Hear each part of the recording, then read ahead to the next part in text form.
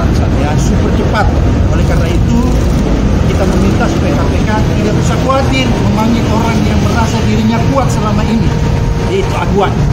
Ya, karena nama ini seolah-olah diciptakan mitos bahwa dia tidak tersentuh oleh hukum.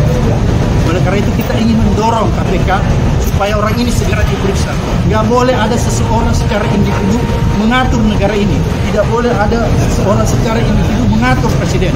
Oleh karena itu tegas sikap kita semua bahwa kita meminta KPK untuk segera melakukan penyelidikan, investigasi lebih cepat terhadap kasus proyek strategis nasional dan yang berkaitan dengan proyek-proyek strategis nasional yang ada di kedua.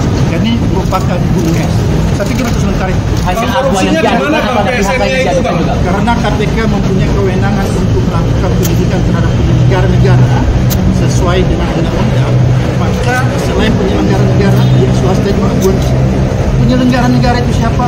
Mulai dari kementerian sampai aparat tingkat bawah, kabupaten, provinsi, maupun sampai yang paling di atas. Jadi semua kita minta diperiksa. Siapa? Saya pikir yang kita lakukan adalah pintu masuk untuk membongkar legalisasi perampokan negara yang dilakukan oleh Presiden Jokowi selama 10 tahun. Legalisasinya banyak sekali melalui PSN, penyiaran tambang, pengambilan hutan, perkebunan, lahan dan lain-lain. Itu pintu masuknya. Nah, PIK 2 itu adalah puncak gunung es terjadinya kehilangan aset negara yang diserahkan kepada pihak swasta lewat kewenangan yang melebihi kekuasaan yang melebihi kewenangan. Itu yang terjadi.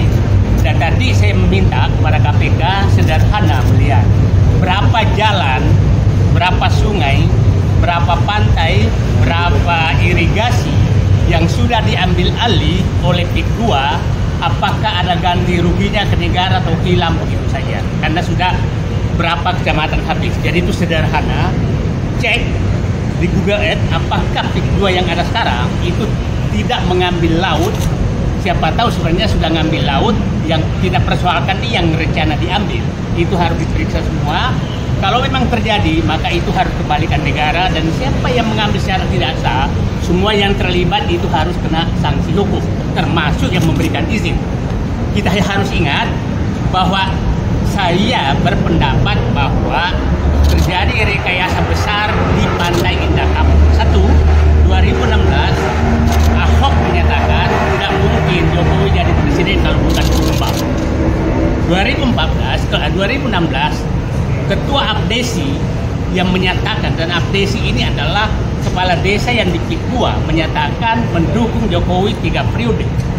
Di akhir masa jabatan Jokowi menerbitkan PSN PIK 2. Jadi sangat susah dibantah bahwa pusat kekuasaan pengendali Jokowi adalah PIK 2. Itu saya pikir kesimpulan yang gampang sekali itu. Itu saya pikir dari KPK, kita berharap KPK udahlah masuk yang jalan sederhana saja, periksa aset negara yang sudah diambil. Jadi confirm yang dilaporkan adalah aduan Jokowi atau ada nama lain?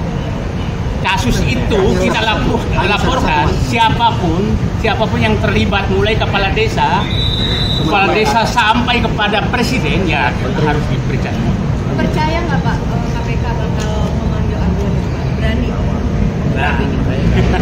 Nah, makanya kita semua harus kawal. Ya, ada tambahan. Jadi percaya nggak?